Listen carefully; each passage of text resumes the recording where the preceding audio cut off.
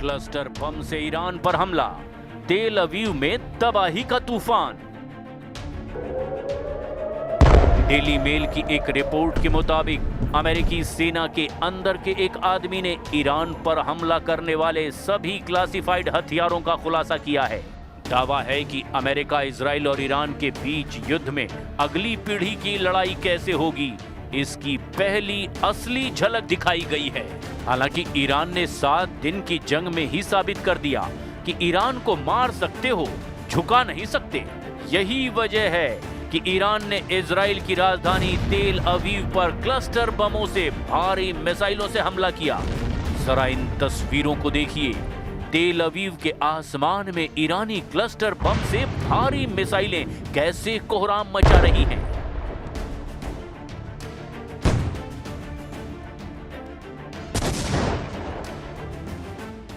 Israel के पास दुनिया का सबसे उन्नत मल्टी लेयर्ड एयर डिफेंस है, लेकिन क्लस्टर बमों ने इसके सामने कुछ गंभीर चुनौतियां पेश की है। इजरायली रक्षा बलों और इजरायली मीडिया ने पुष्टि की कि ईरान ने तेल अवीव और मध्य इजराइल को निशाना बनाकर ऐसी बैलिस्टिक मिसाइलें दागी जिनमें क्लस्टर वॉरहेड्स लगे थे। ये मिसाइलें जमीन से टकराने से पहले ही हवा में फट गई और उनसे दर्जनों छोटे बम निकले जो लगभग 8 किलोमीटर के दायरे में फैल गए और फिर भारी तबाही मचाई।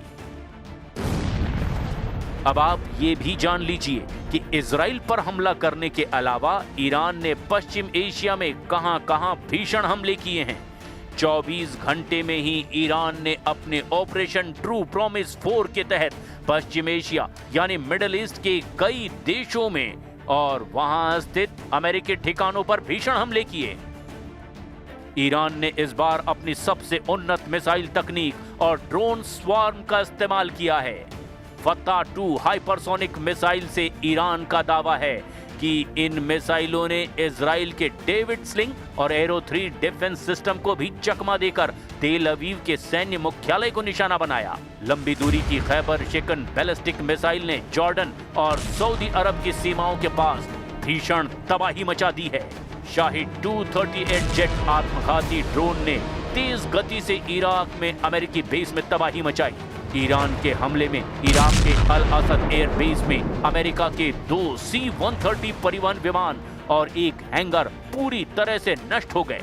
इजराइल के नेवातीम एयर बेस के रनवे को भी भारी नुकसान पहुंचा है और अब देखना होगा कि आने वाले घंटों में ईरान, अमेरिका और इजराइल एक दूसरे पर कहां-कहां और किन-किन हथियारों से हमले करते हैं।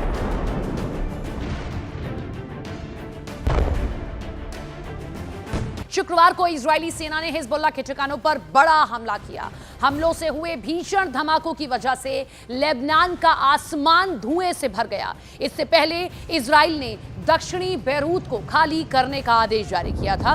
इजराइल ने हिजबुल्लाह के कमांड सेंटर्स और हथियारों के भंडारण ठिकानों को निशाना बनाने का दावा किया। इजराइल का लेबनान में हिजबुल्लाह के खिलाफ 2024 से लगातार अभियान जारी है, लेकिन मीडिया रिपोर्ट्स इस बार ये दावा कर रही हैं कि इस बार के इजरायली हमलों को पहले से कहीं ज्यादा घातक बताया गया, असरदार बताया गया। लेबनान के स्वास्थ्य मंत्रालय ने हवाई हमलों में दर्जनों मौतें और सैकड़ों लोगों के घायल होने की पुष्टि की है। अमेरिकी राष्ट्रपति ट्रंप पर तीखा हमला बोला। खतीब ज़ाहदेह ने कहा कि ट्रंप ईरान के नेतृत्व बदलाव की बात करते हैं, जबकि वे तो न्यूयॉर्क के मेयर तक नियुक्त नहीं कर सकते। टिप्पणी ट्रंप के उस दावे के बाद आई जिसमें उन्होंने कहा था कि अमेरिका को ईरान के अगले सुप्रीम लीडर के चयन में भूमिका मिलनी चाहिए। ईरानी मंत्री ने इसे औपनिवेशिक मानसिकता करार दिया और कहा कि अमेरिका खुद लोकतंत्र की बात करता है, लेकिन दूसरे देशों की सरकारें बदलने की कोशिश करता है। Oh my God. Asking for change in the leadership of Iran, and he says that I have to have voice on that, while he cannot appoint even the mayor of New York.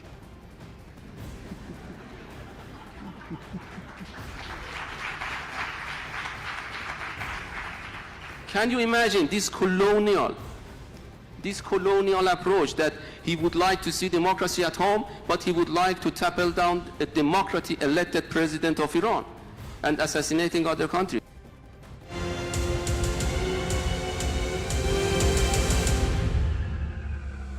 दावा ये कि यहीं से Khamenei अपनी तमाम रणनीति बनाते थे। तेहरान के जमहूरी स्ट्रीट में मौजूद इस बंकर के हश्र को देखकर अंदाजा लगाया जा सकता है कि 28 फरवरी का हमला कैसा रहा होगा, क्योंकि तब भी खामेनेई लगभग ऐसे ही एक महफूज ठिकाने में मीटिंग कर रहे थे। मेरे सहयोगी प्रशांत चुरे इस एनिमेशन को आसान भाषा में समझाने की कोशिश करेंगे। इजराइल ने कैसे टारगेट सेट किया, फिर उसे अंजाम तक पहुंचाया है, देखिए जरा। एक्सपर्ट मानते हैं कि अगर ईरान स्ट्रेट ऑफ हॉर्मूज के रास्ते को बाधित करता है तो दुनिया के करीब 20% तेल सप्लाई पर इसका सीधा असर पड़ सकता है। यानी इस जंग का असर सिर्फ तेहरान या तेल अवीव तक सीमित नहीं रहेगा, बल्कि खाड़ी देशों से लेकर वैश्विक बाजार तक इसके झटके महसूस किए जा सकते हैं। यही वजह है कि अब सबसे बड़ा सवाल है, क्या ये संघर्ष जल्दी खत्म होगा या फिर मिडिल ईस्ट में एक लंबी और महंगी जंग की तरफ ये बढ़ चुका है। I hope you are thinking of alternate sources, and I can't think of a better alternate source than the United States of America. We are an energy-rich country. We want to cooperate with you. That is one of the areas where we can cooperate. Obviously, there's long-term and short-term issues here, and we will work with you to make sure that your energy needs are met in the short term as well as the long term. America की ये पेशकश बताती है कि middle east की इस जंग का असर अब दुनिया की ऊर्जा राजनीति पर भी पड़ रहा है। अगर स्ट्रेट ऑफ हॉर्मूज में तनाव बढ़ा तो भारत, चीन और यूरोप जैसे बड़े तेल आयातकों पर इसका सीधा असर पड़ सकता है। दुनिया के कई देश अब वैकल्पिक ऊर्जा सप्लाई की तलाश में जुटे हुए हैं। यानी ये जंग सिर्फ मिसाइलों और ड्रोन की लड़ाई नहीं, बल्कि तेल, व्यापार और वैश्विक अर्थव्यवस्था की लड़ाई भी बन चुकी है। I want to commit to a timeline, but certainly it's something that is being calculated actively by both the Department of War and the Department of Energy. They're working very closely. Both secretaries are in all of the briefings on this subject with the president, and this is again something they're monitoring. And if and when necessary, the United States Navy will provide assistance to escort oil tankers through the strait. Tehran पर बम बरस रहे हैं, Israel पर मिसाइलें गिर रही है, खाड़ी में तेल के रास्ते खतरे में हैं। उधर अमेरिका को खुद नहीं पता कि ये जंग कितनी लंबी चलेगी। ट्रंप ने जंग का आगाज तो कर दिया, लेकिन क्या वो इसके अंजाम के लिए तैयार हैं? अभी तक की लड़ाई में जंग की दिशा तक साफ नहीं हुई है। ऐसे में सबसे बड़ा सवाल यही है, क्या ये जंग जल्दी खत्म होगी या फिर मिडिल ईस्ट एक ऐसे संघर्ष में फंस चुका है जिसके झटके पूरी दुनिया को महसूस करने पड़ेंगे।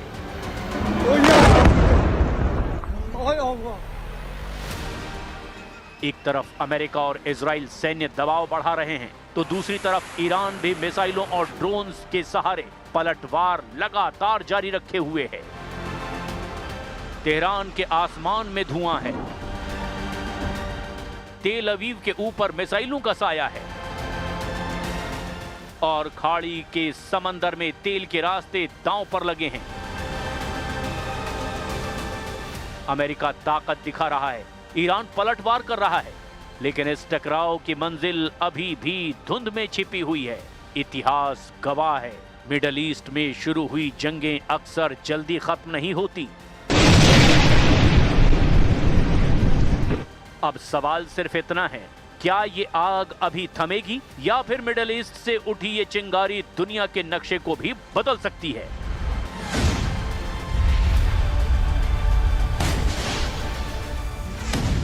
रूस और चीन जैसे देशों का समर्थन तो मिला है, लेकिन ये समर्थन सीमित है। दोनों देशों ने हमलों की निंदा की, युद्ध रोकने की अपील की, कूटनीतिक बयान भी दिए, लेकिन अब तक न तो चीन और ना ही रूस ने इस युद्ध में कोई सैन्य हस्तक्षेप किया है। माना जा रहा है कि रूस और चीन के इस युद्ध से दूरी बनाने की बड़ी वजह उनकी अपनी समस्याएं और हित भी हैं। जैसे रूस पहले ही यूक्रेन वॉर में उलझा है, कोई नया युद्ध वो नहीं चाहता। तो चीन की अगर हम बात करें तो अपने व्यापारिक ऊर्जा हितों की वजह से चुप है। रूस चीन दोनों के लिए ईरान की दोस्ती जरूरी तो है, लेकिन उन्हें युद्ध में उतरना स्वीकार नहीं है। में तनाव लगातार बढ़ता जा रहा है। इस दौरान हॉर्मज़ स्ट्रेट में एक तेल से भरे जहाज को निशाना बनाया गया। ड्रोन हमले के बाद जहाज पर भीषण आग लग गई। ईरान की रेवोल्यूशनरी गार्ड ने दावा किया है कि यह जहाज 2 ड्रोन हमलों के बाद आग की चपेट में आ गया। यह हमला ऐसे समय में हुआ है जब हॉर्मज़ जलदमरूद मध्य पर जंग की वजह से हजारों जहाज फंसे हुए हैं।